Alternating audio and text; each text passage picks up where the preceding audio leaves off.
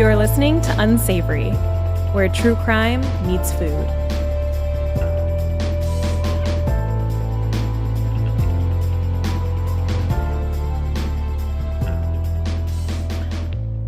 Welcome, everyone.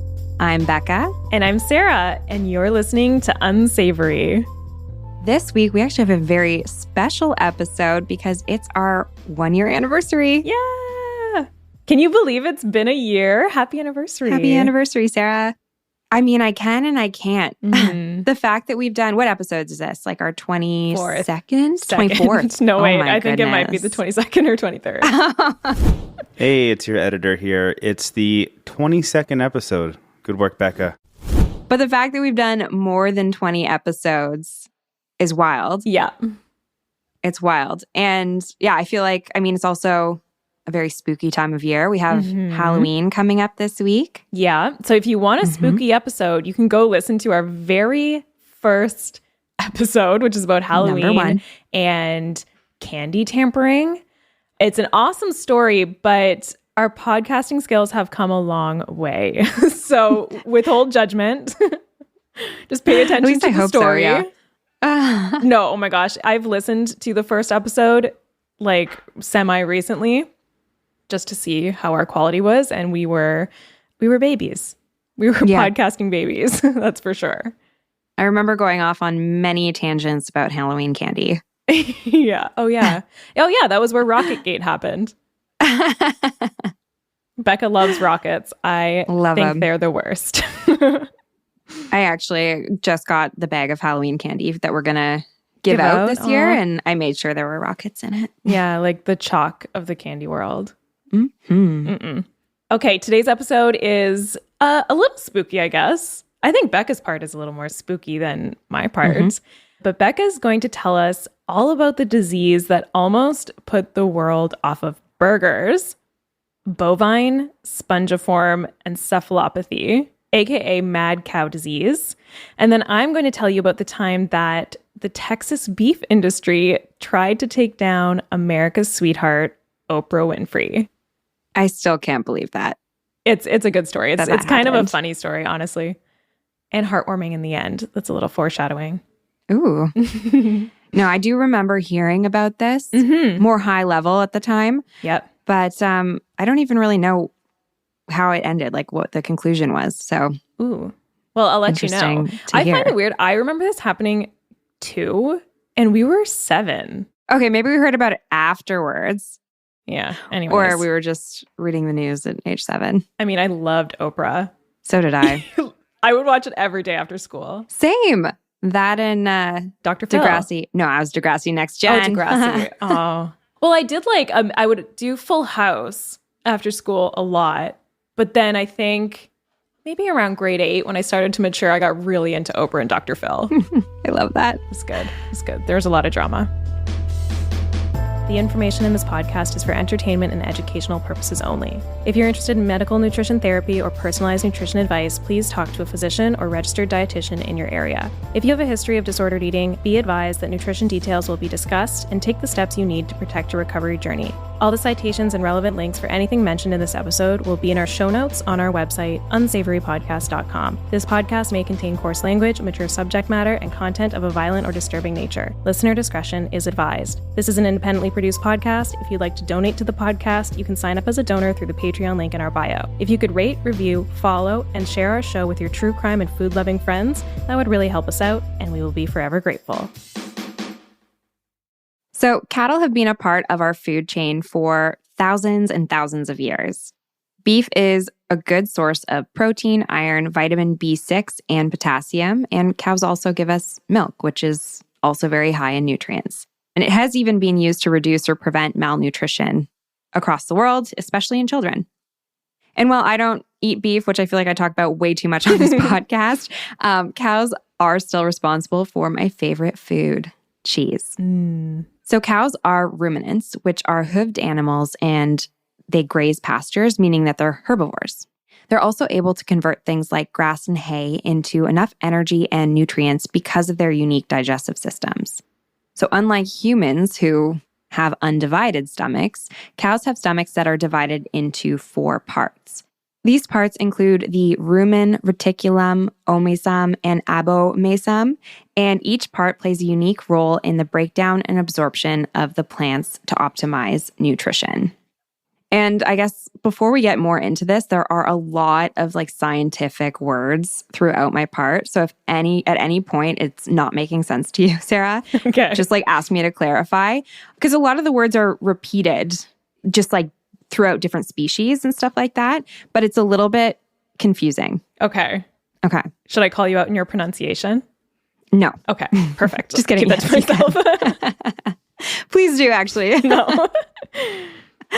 If you know how to pronounce them. I Googled before we started recording encephalopathy. Oh, yeah. Look, if you look down in my script right here, I'll highlight it. Oh, yeah. So look at that phonetic spelling. It's wild. It's encephalopathy. Yeah. So in the 1960s and 1970s, intensive or factory farming began picking up traction with the increased demand for animal protein. This new agricultural technique was known to be more efficient and to produce more end product, so more than traditional means of production. With these increased demands, farmers and agricultural businesses were under more pressure to produce. They found that if they increased the protein in cattle feed, the cows would grow more quickly and they could turn out more beef. And this is where the problems began. It's estimated that sometime in the 1970s, infected sheep meat was used in cattle feed in the United Kingdom. So these sheep had a disease known as Scrappy, or transmissible spongiform encephalopathy. TSE for short, which is what I will be referring to. Yeah, you never have to say encephalopathy again. Unfortunately, I do, but only once or twice more. So this disease creates prions in the body.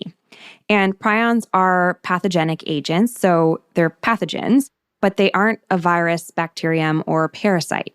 So it's believed that there are types of abnormal proteins that then force other proteins in the body to abnormally form.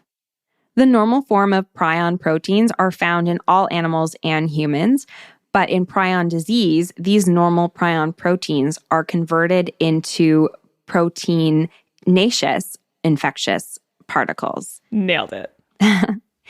These are what then convert more of our normal prion proteins into prions, eventually damaging the central nervous system, so the brain and the spine. So the reason the S in TSE stands for spongiform is because this prion disease literally pokes holes in the brain tissue, making it resemble a sponge. Ooh, that's a bad visual. Yeah, it's Swiss cheese pretty brain. brutal. Exactly. So the food and farming industry were aware of Scrappy disease in sheep, which was recognized in the 1700s, but it never jumped species before this, at least not knowingly. So what is thought to have happened was that the cows were forced to eat the infected sheep meat in their feed, which created a genetically morphed version of the disease called mad cow disease. Wow, I didn't know that. That's cool. Mm-hmm. It's really, really twisted, but really interesting. So the more sciencey term for mad cow disease is Bovine Spongiform Encephalopathy, or BSE, which is very similar to transmissible spongiform encephalopathy found in sheep, where it causes those sponge-like holes in the brain. The disease is degenerative, meaning it ultimately gets worse until it becomes fatal, but it also remains dormant in the host for about 5 years or so, which is why they didn't start seeing this in the cattle populations until the 1980s. Oh, wow. Mm-hmm. So in 1986, the first cases of BSE were identified in the United Kingdom. And by 1993, there were almost 1,000 new cases every single week. But again, mainly in the UK. By the end of 2015, more than 180,000 cases of BSE had been confirmed in that country, like in the UK, leading to many herds being put down. Wow. And it's estimated that about 4.4 million cattle were euthanized during this time Oh my gosh. in the UK alone. That's really sad. It's so sad. So yeah, it's unfortunate because there was only about 180,000 confirmed cases, but when you found like a case, I think they would have to put down the whole herd. would have to be euthanized. Yeah, that's really sad. So transmission, it's not airborne, and it hasn't even been found present in the muscle meat of cattle. So you wouldn't find it in a steak, and you also wouldn't find it in milk. So it's not transmitted through milk. But the way that the infection spreads is by eating the brain or spinal cord tissue of an infected animal. So this is how it spread from cow to cow, following it spreading from sheep to cow. So this was through forced cow cannibalism, where the cow gets BSE by eating feed byproducts of another cow infected with BSE. That is twisted. Okay. Yeah. It's really, really icky. And just the whole concept of these cows being force-fed their own kind, it's really, really tragic. It's really tragic. And just a little side tangent here, it really got me thinking about grass-fed beef, because that sounds just so much more humane. So I did a little bit of digging into this. And in the States, the USDA does regulate the term, meaning that cattle must be fed either grass, forage, herbs, and cereal grains. But in Canada, the definition of grass-fed on food products, it's not regulated by our government. So this was what was really challenging is the CFIA, they are the ones who allowed the term to be used on food packaging labels. Okay. But I searched their website up and down. This is why I was late to our recording today, to see if I could find any information on the term grass-fed, the grass-fed claim on food packaging. And I couldn't find a definition or any real good information on it. So they approved the term, but there's no guidelines on what has to be met to use that term. Exactly. So you can use it, but you can essentially use it with your own definition. Interesting. So I wonder if they could be considered grass-fed if they've just had some grass. It's possible. Yeah. And I'm not going to jump to any conclusions, because it sounds like it's up to the discretion of the farmer or the organization. Yeah. So I think if you were to go and see what that company's values are, or how they define grass-fed, then it could potentially be true. They could be grass-fed. For sure. 100%. Okay. So it's just a little bit fishy. And I thought it was very suspect that there was no information on the CFIA website. Yeah, that's interesting. Grass-fed beef just sounds so much more that's why cows have that fourth stomach, the rumen. That's where they can, they're meant to eat grass. Yeah. Future editing, Becca here. After this recording, I did some research into this topic because something wasn't sitting right that Canadians would force cannibalism on their cattle. And it turns out that in 1997, a law was put in place forbidding the use of beef or beef byproducts in cattle feed. This was done in response to the mad cow disease concerns. With that being said, the term grass-fed on Canadian beef products remains undefined by the CFIA, or Canadian Food Inspection Agency, so there is no legal definition about what that actually means or how much grass is in their diet. So some of the things other than grass that cows do eat in Canada include things like alfalfa, corn, leaves, hay, barley, clover, oats, and soybeans. And in many countries, it looks like feeding cattle animal byproducts like pork, poultry, and fish is still the norm. So because TSE in sheep had never jumped species prior to this, scientists didn't really know what to expect with its presence in cattle. But in 1996, so about 10 years after BSE was discovered in cattle, it unfortunately was found in humans and cats. Cats, no. Yeah, cats are one of the only other species that has caught this. Oh, no. Okay. So again, the variant in humans, it's similar to TSE and BSE, but the variant is called Creutzfeldt-Jakob or Jakob disease, or VCJD, which I will be referring to it as from now on. So this belongs to a general category of brain diseases called proteinopathies. And this category also includes diseases like Alzheimer's, Parkinson's, and ALS. VCJD is super rare in humans, though. According to a 2015 research paper that we will link in our show notes, only 229 cases of VCJD have been reported worldwide, with over 77% of those being in the UK. Even those cases outside of the UK were mainly traced back to beef and cattle that were exported from the UK. So it's really just like a UK problem. And only like 4 cases were ever found in the US and 2 in Canada. So very rare. Do you know if Creutzfeldt-Jakob disease comes only from cows, or could it also be genetic? So Creutzfeldt-Jakob disease itself encompasses different diseases. Okay. So those ones can be genetic and stuff like that. Okay. But the variant, But so the VCJD. VCJD is specific to Mad cow disease. Okay. Yeah. Does that make sense? Yes, it does. Yeah. And just in terms to like the rarity and stuff, I really don't want to downplay the severity of this disease because it is super serious and very, very tragic. And it does the same thing in humans that it does in sheep and cattle, where it creates those tiny holes in the brain. And it leads to symptoms like loss of memory and brain function, changes in personality, loss of coordination and slurred speech, vision problems, jerking movements, coma, and ultimately death. And the life expectancy once a person does start showing symptoms is about 1 year. So the prions like really work quickly at changing up Eating up your brain. Your proteins. Yeah. That is terrifying. Mm-hmm. But by 1995, the cases began declining of mad cow disease. And in 2015, there were actually only 2 cases reported globally.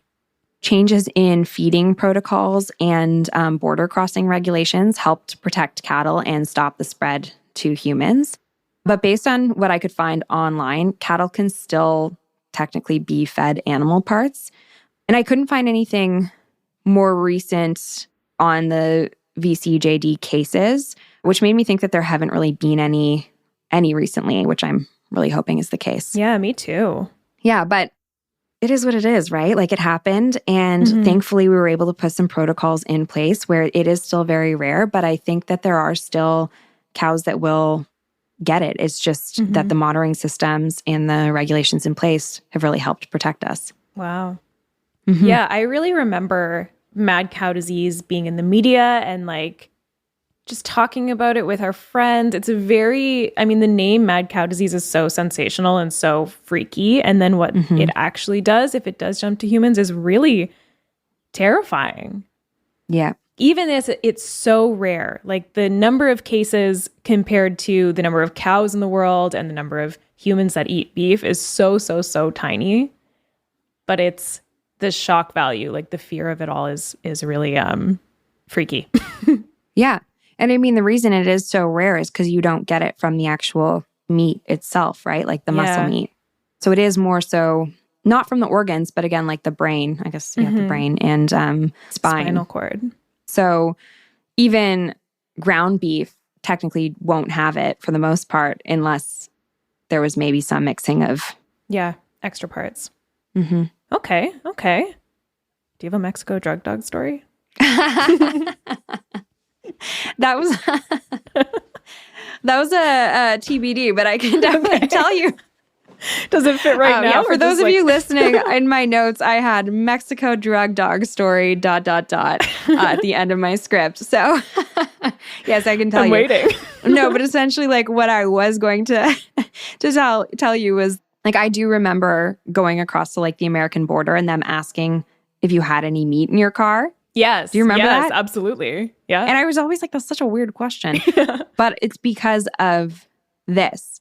And I just had this story about when Dan and I were going across the border into Mexico, like pre-COVID. And he had these beef jerky things in his bag. Oh, yeah. And we hadn't even crossed. Like we hadn't gone through the border crossing yet where they ask you what you have in your bag. But he had them as a snack in his carry-on. And we're in Mexico, and there's this like big drug dog walking through the aisle, and it comes up to Dan and stops. And I was like, oh my God, what did you bring? What did you bring? And it was just the dog wanted some beef. Oh my gosh, that's so funny. He just smelled the beef and wanted a treat.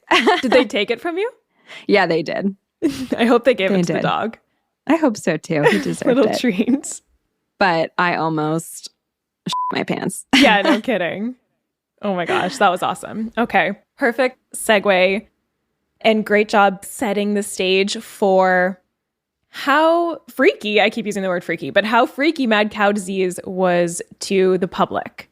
Because that's going to really help build the energy for my story too. Okay. So we already talked about in the start how much we both love Oprah. Love her. And you're still going to love her by the end of this story. Maybe even more if it's even possible. So to put together this episode, I used an article by Eamon Bethija in the Texas Tribune called "The Time Oprah Winfrey Beefed with the Texas Cattle Industry." And that was a very helpful and well-written article. So if you want to learn more about anything I mentioned in this episode, I definitely recommend checking that out, linked in our show notes, of course.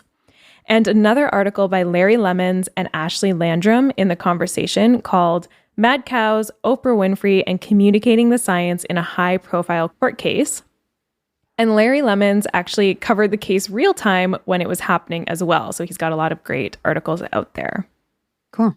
So on April 16th, 1996, an episode of the Oprah Winfrey Show called "Dangerous Food" went live. In the name of good research, I tried so hard to find this episode so that I could watch it myself, of course, but it aired at a time when not everything was uploaded online, and apparently Oprah's team has made great efforts to scrub it from the face of the earth, so I couldn't find it anywhere. It doesn't exist anymore. But this episode featured a discussion between Oprah Winfrey and a cattle rancher turned vegan advocate named Howard Lyman, speculating about the possibility that cattle in the United States could become infected with bovine spongiform encephalopathy, or mad cow disease. And I'm going to call it mad cow disease because it's a lot easier to say. Mm-hmm. And after all, it was pretty reasonable that they were having this conversation because only about 1 month before this episode aired, the British health authorities had confirmed that the consumption of animal tissues contaminated with the pathogen that causes mad cow disease was responsible for this new version of Creutzfeldt-Jakob disease, like Becca just told us.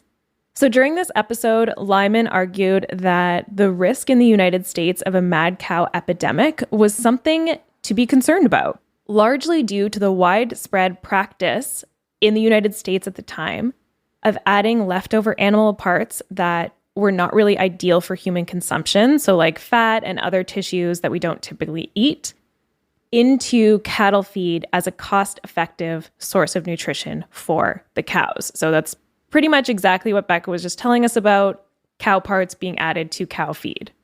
And after hearing Lyman's, information sharing and prediction about mad cow disease coming to the US, Oprah declared, "Now, doesn't that concern you all a little bit right there, hearing that? It has just stopped me cold from eating another burger. I'm stopped." Over the next couple years, Oprah Winfrey would come to rue the day she uttered those infamous words. Because in the days after that episode aired, the cattle industry experienced a dramatic drop in cattle prices. Wow. Wayne Purcell, a Virginia Tech professor, later testified that prices dropped from $61.90 to $55 per hundredweight, which is 100 pounds. So about a 20% drop in price. That's wild because she wasn't even really saying you should stop eating burgers or beef. Totally. She's saying, I'm stopping. She's saying that she's stopped. Oh, the influence. The influence. Exactly. So I think the statement that Oprah made seems pretty harmless, and it definitely wouldn't be that big of a deal if you or I spoke those words or the average citizen spoke those words. But of course, Oprah Winfrey is not your average citizen. She's one of the most beloved celebrities of all time. Yeah. Like I said, I talk about how I don't eat beef all the time on this podcast, which I'm probably going to stop doing. You need to. Yeah. Honestly, I don't think the beef industry is going to come after me. I mean, we'll talk about it. Okay. I'll bite my tongue. And there is actually something called the Oprah Effect, which is when Oprah would endorse a product on her show or have a special guest on her show, and then that product or person would go on to achieve financial success. So, basically whatever Oprah endorses turns to gold. And Oprah turned many fashion and lifestyle products into multi-million-dollar companies. She turned books into bestsellers, and she even made full successful careers for some of her regular guests like Dr. Oz and Dr. Phil. Unfortunately. Especially Dr. Oz. So when Oprah proclaimed that she would never eat another burger due to her concern that there was a potential for a mad cow disease outbreak in the United States, her words had an actual impact. They directly impacted beef sales, and they indirectly impacted the livelihoods of Texas cattle ranchers. Or at least that's what members of the Texas cattle industry claimed when they filed a lawsuit against Oprah Winfrey under the Texas law, the False Disparagement of Perishable Food Products Act, alleging more than $10.3 million in damages. I'm shook. I know. The statement she made seems so harmless to me. Yeah. Like, she's a talk show host. As we were talking about, we remember this happening, but I don't remember what she had said. And it seems so unimpactful. I know. It's just an opinion. She's a talk show host. She's talking. She's sharing her feelings. That's what she does for a living. Mm-hmm. She was having a conversation with a gentleman about his opinions too. And like you said earlier, she didn't say, don't eat burgers anymore. She simply reacted real time to what she was hearing, as she's done with countless guests on many different topics. Yeah. So how could a flippant comment like the one that she made on that fateful episode actually be tried in a court of justice, especially in America, the land of free speech? To me, it seems a bit backwards. And to fully understand how this lawsuit was even possible, I'm going to give you a little background on veggie libel laws, also known as food disparagement laws. Okay. Food disparagement laws attempt to provide protection for producers of perishable food products from accusations that suggest their product is unfit for human consumption. And food disparagement laws can be found in multiple states, including South Dakota, Georgia, North Dakota, Oklahoma, Ohio, Mississippi, Louisiana, Idaho, Florida, Colorado, Arizona, Alabama, and of course, Texas. And I believe most of those states are pretty reliant on agriculture industries. Mm-hmm. And since the creation of the first food disparagement law in Colorado in 1991, these laws have been the subject of much debate. So each state's food disparagement laws are slightly different, and I'm not going to get into the details of each law and how they vary state to state. If you do want to read more about that, the article by Eamon Bethija that I mentioned at the start has all those details for you.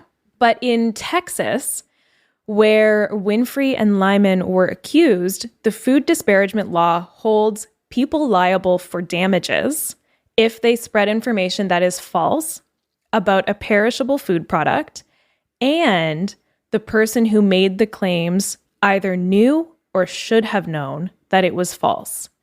And false here is defined as not based on reasonable and reliable scientific facts or data.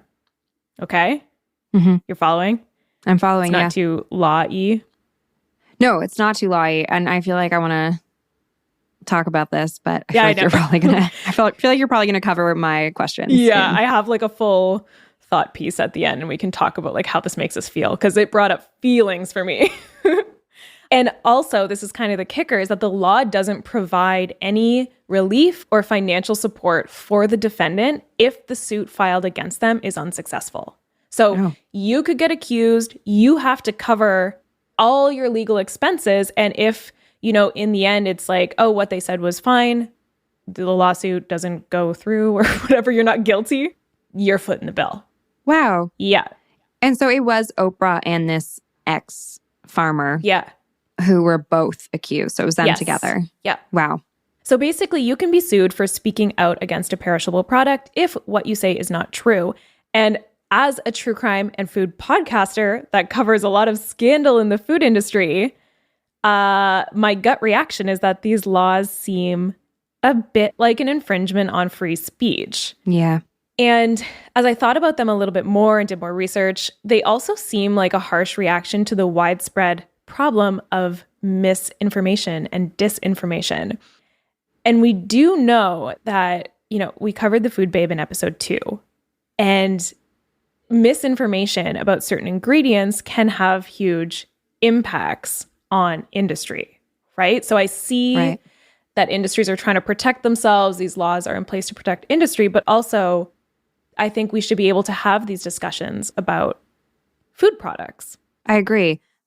These laws in particular only apply to perishable products because when it comes to perishable products, changes in the market can lead to significant financial losses in a short period of time because the food will become unusable. It'll spoil, right? So the food disparagement laws and lawsuits only apply to perishable products at this point in time.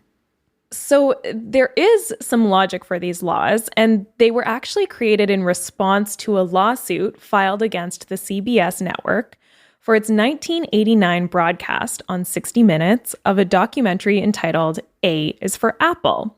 Again, I couldn't find this anywhere. It's been scrubbed from the face of the internet. I guess it did air in 1989, so maybe that makes sense, but the report was based on a study by the National Resources Defense Council, or the NRDC, which claimed that children in the U.S. had a higher risk of cancer because apples from the U.S. were sprayed with diminozide at the time, more commonly called alar, which is a known carcinogen. After the report, the Washington apple growers experienced devastating economic losses and sued CBS and the NRDC, who had done the research.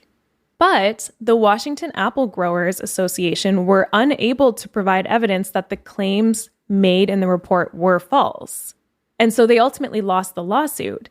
And this is important because the earlier variations of the food disparagement laws put the burden of proof on the plaintiff or the corporation or the industry to show that the defendant's criticisms were actually false. But later versions would put the burden of proof on the defendant. Oh, interesting. Yeah. And this makes me think about the Subway. So this is mainly in the U.S., obviously, but the Subway chicken scandal in Canada where, was it a CBC Marketplace episode talked about the Subway chicken not being fully chicken. Yeah. And now Subway's allowed to sue. Yes. I believe, as of 2021. Sue for libel? I think so. I would have to look up the articles to get the proper terminology. If you want to hear more about the Subway Marketplace scandal, go listen to the Extra Cheese episode that we did back in February titled Anything But Tuna Subway Scandal. But it's interesting. And there's still you can be held accountable for saying false information, especially in the media, but not through a food disparagement law, I believe. Okay, so the financial losses experienced by the Washington apple growers after this report aired was a wake-up call for agriculture and food corporations. So it was clear that public opinions and consumer advocates could seriously harm their financial interests. And so in 1992, the American Feed Industry Association, the AFIA, drafted a model food disparagement law that they promoted to state legislators. And it included some variation of the provision that a disparaging statement may be deemed false if it's not based on reasonable and reliable scientific inquiry, facts, or data. Okay. So some variation of this update was adopted by some of the states with food disparagement laws. And I am going to grossly oversimplify this, but this essentially put the burden of proof on the defendant to prove that their statement was based on evidence. But as we know, science is constantly evolving. Sometimes statements are made that might not be true. Maybe the body of evidence doesn't exist yet. Maybe someone's making a joke or just, chit-chatting. I don't know. Or as with mad cow disease, the public was watching this sensation unfold real time through the media. Right. The internet wasn't even widely used at this time. So they were getting their information through the media, which, as we know, they want good headlines. They call it mad cow disease. It's very sensational. So there are only actually a handful of food disparagement lawsuits that have been filed in the United States. And besides the Oprah case, which I'm going to get to in just a second, another of the most notable is a 2012 lawsuit filed by Beef Products Incorporated against the ABC network about pink slime. Do you remember pink slime? Yeah, because it's basically like super ground beef to the point where it becomes like a more slime-like consistency, right? Yeah, it looks like a marshmallow, like a pink marshmallow. It's exactly that. So it's the meaty remains of butchered cows that are treated with ammonia and then pulverized to produce a mixture of meat and fat, lovingly termed pink slime, based off its appearance, which is exactly that, like a pink slime. It's also known as lean, finely textured beef, and it's higher in fat. So many burger companies at the time would add it to their burgers as an additive. And in 2012, it was being used by McDonald's and Burger Kings and even in school lunch programs all across the United States. And it is safe. It's just kind of gross to look at. Yeah, I'm curious to know what the types of remains that are added to it. Like, is it all like meat type remains or like meat and fat? Too? Fat. Yeah. Fact check. We can fact check pink slime. I'm sure the deets are out there. Okay, pink slime is made from connective tissue and fat trimmings that are simmered and then spun in a centrifuge to separate the fat before it's treated with ammonium hydroxide. So in 2017, ABC actually agreed to settle the suit for an undisclosed amount, but they did not apologize and they insisted that their reporting had been accurate. So those two cases, the Alar case and the pink slime case, are two of the most well-known instances of the food disparagement laws being used in a lawsuit. And now I'm going to tell you about the most famous one of all. Yay. So we're back in December of 1997. It's been about a year and a half since the Dangerous Food episode went live, and Oprah's famous words were heard across the nation. And just to refresh your memory, her famous quote was, "It has just stopped me cold from eating another burger. I'm stopped." And her words were actually kind of foreshadowing because in June of 1997, this is about 6 months before she's slapped with the lawsuit, the United States Department of Agriculture announced a ban on the use of leftover beef and lamb in feed produced for cows, which, as you shared earlier, is how mad cow disease was spread between cows. Yeah, and I want to clarify, sorry, just quickly. Yeah. I mentioned in my part that like the remains of other animals can be still used in cow feed. I don't know if that's specific to the US. So what you're saying here might be how it works based on USDA standards. Yeah, maybe. This is from 1997. Okay. When the lawsuit happened. And so like this ban, the USDA saying we're stopping adding this to cow feed, kind of suggests that maybe Oprah was onto something and that there was a risk of mad cow disease coming to the United States, given that the USDA was banning this practice. But even so, that didn't stop a group of high-profile cattle industry executives from slapping Oprah and Lyman with a lawsuit, alleging that they had lost over $10.3 million due to her comments. And the suit was filed in Texas.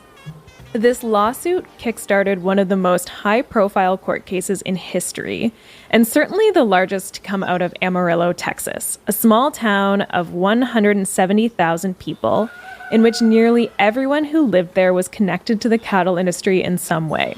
Oprah's trial was quite literally taking place in beef country, which of course raised concerns over how the defense attorneys would be able to successfully defend Oprah and Lyman in a city where nearly everyone has some investment in beef. Oprah, being the innovative queen that she is, used her social status and fame to her advantage. And she didn't just visit Amarillo for the duration of the trial. She moved her entire show there. Wow. And she really played up the whole, like, being on trial in Amarillo. She wasn't actually allowed to talk about the trial, but she would wear a cowboy hat. She used her platform to highlight the culture and the life in Amarillo.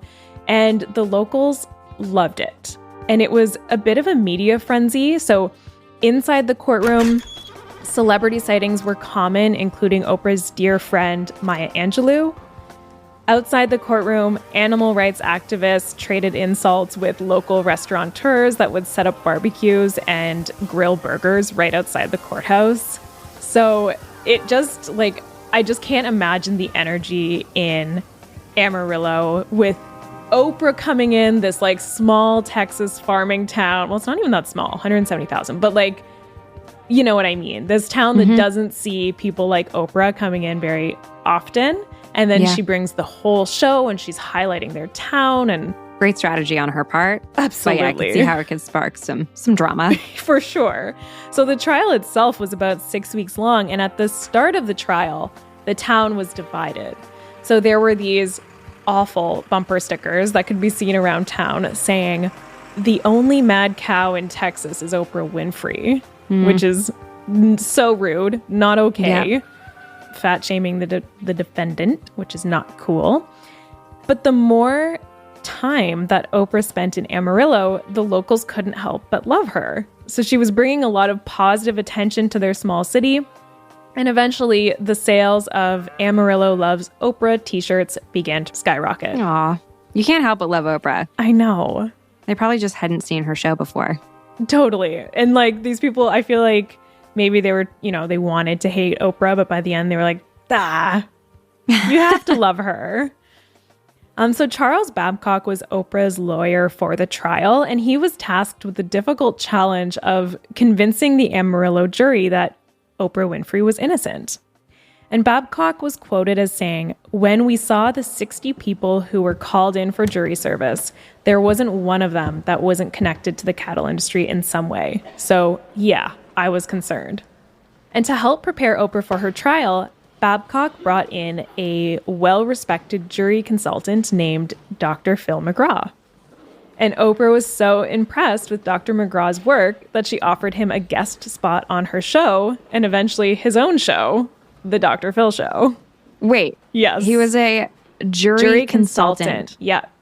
So he has a PhD in psychology and worked with lawyers and witnesses and defendants to prepare them for trial. And he worked with Oprah and she loved him and she gave him the show. Wow. I know. I did not know that this is where it all began. I knew that would shock you. That's why I didn't tell you in advance. Yeah, isn't that cool? Yeah, that's really interesting.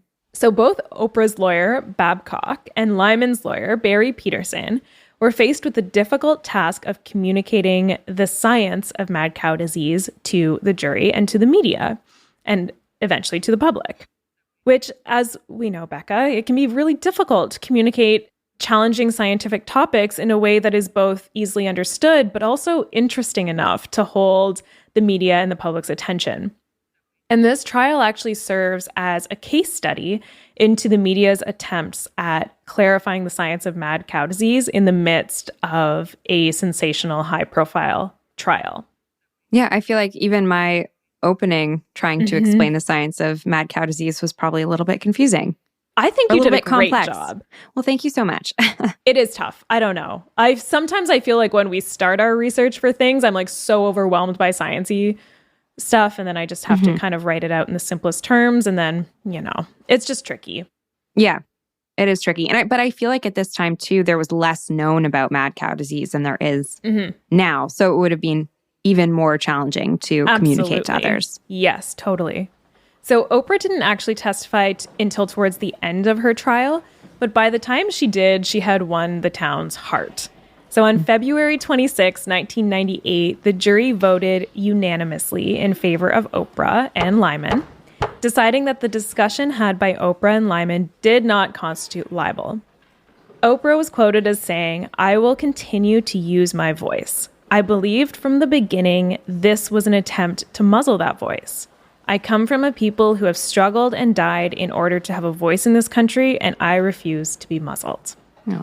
I know. And then as Oprah exited the courthouse that day to a crowd of cheering supporters, she said, "My reaction is that free speech not only lives, it rocks." Just love her. Now, you might be thinking that the Texas cattlemen who had filed the suit would be disappointed in the outcome, But they actually viewed the case as a success because it gave them a very public platform to deliver their message. So after the ruling, the primary plaintiff, Paul Engler, who owned a feed company in Texas, was quoted as saying, "We do believe that we have made one very strong point, very emphatically, very fair to everyone. U.S. beef is safe." And considering that there were only ever a very small amount of cases of mad cow disease in the USA, that statement is pretty true. Yeah. And I don't think that any of the cases were necessarily linked to beef that came from the US. The majority of them were linked to cases of beef coming from the UK. Yeah. So food disparagement claims have actually never prevailed in court.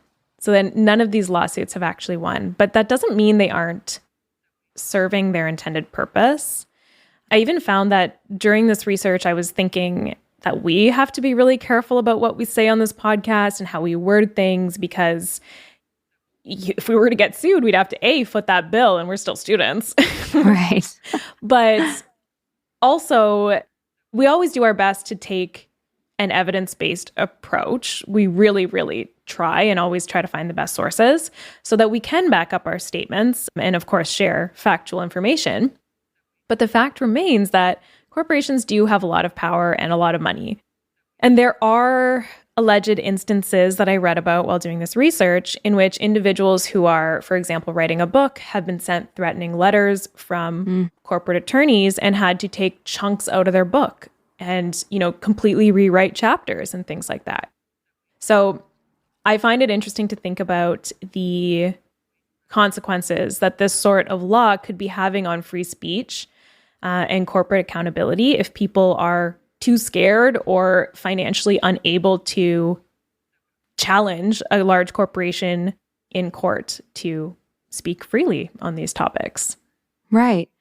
And that makes me even think about why I was unable to find information on specific claims on meat products, on beef products, on a Canadian government website. Yeah. Not saying that there's anything weird going on there, but it makes you think. It does make you think because you were trying to find factual information.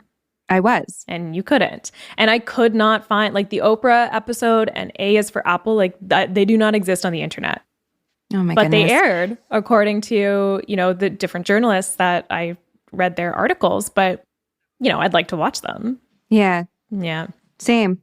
When I was doing this, I had a moment of anxiety where I was like, wonder if we said anything really bad. We really take, I think, a leveled, reasoned, evidence-based as possible approach. And I feel like we don't, we talk about the food industry, but we don't hate on the food industry. The food industry, we need it. It provides us with massive quantities of food to feed this growing population. It's a beast, but it's one that we rely on very heavily and it's important. So I try not to be hypercritical of food industry practices and things like that. Even if they seem for example, just as a human that exists in this world, the idea of feeding cows cow parts is a bit unsettling. Yeah, definitely. That's never what they would eat. If it was to be a cow in the wild roaming naturally, they wouldn't be eating other cows. That wouldn't happen, right? Right. So that is unsettling. And then I am able to at least see why the cattle industry would use a cheap and already available source of nutrition, protein, and fat, and make use of every part of the cow to reduce waste. There are, two sides to everything. But the point of my little rant here is that these laws make me feel uneasy and definitely a little bit nervous about speaking about scandals sometimes in the food industry. For sure. But I think our perspective, it comes from a place of wanting there to be more transparency so that there can be more trust in the food system. Mm-hmm. Yeah. I don't think that we ever speak about topics trying to create fear. It's more about trying to create transparency and just consumer knowledge, having consumer knowledge about these specific food products and the history of what has happened in our food system. Because I do think that that's very important. Absolutely. And also serving to reduce fear. We talk about these things that have happened and we always finish off with the changes. What's changed? What did we learn from this? And how did things go forward? Yeah, I feel like there's also, there's a huge issue in just like knowing where your food comes from, where your meat comes from specifically. I feel like you do kind of come from a place of privilege if you're able to only eat grass-fed or organic meat in the U.S. or what have you. Difference. So yeah, there's so many issues around that as well. But we're doing the best we can. Yeah. And for now, Oprah remains Queen of the United States. And you and I, Becca, will continue, as always, to make this podcast using the best available evidence that we can. Full stop. Full stop. So, Becca, do you have a question for me for next week? I do. You ready? Mm-hmm. Okay. So, other than breatharianism, which you covered, I guess, 2 episodes back. Yeah. Are there any other food-related cults that you're familiar with? Well, like most common diets. But like yes. cults, like true cults. The only one I can think of is like Jonestown and the Kool-Aid. Oh, yeah. And Kool-Aid's a food, I guess. Yeah, it's something you consume. I'll take it. What about you? Good answer, but I'm actually not going to tell you because it'll give away the episode. But no, that was a good guess. It's not what we'll be covering next episode, but it will get you thinking. Okay. Food-related cults. Food-related cults. Cool. I'm excited. Love a good cult story. Same. All right. All right, everyone. Thanks for listening. Bye. Bye. Thanks for listening to this episode of Unsavory. You can find all the references and materials used to put this episode together in our show notes at unsavorypodcast.com. This is an independently produced podcast. If you enjoyed this episode, we would love it if you would rate, review, follow, and share our show with your true crime and food-loving friends. If you'd like to donate to the podcast, you can sign up as a donor through our Patreon link in our bio. To keep up to date with the podcast, follow us on Instagram and Twitter at Unsavory Podcast. If you have an idea for an episode or segment, email us at unsavorypod@gmail.com. This podcast was recorded and edited by Earworm Radio. We highly recommend their services for all of your podcasting needs. You can learn more about them at earwormradio.com.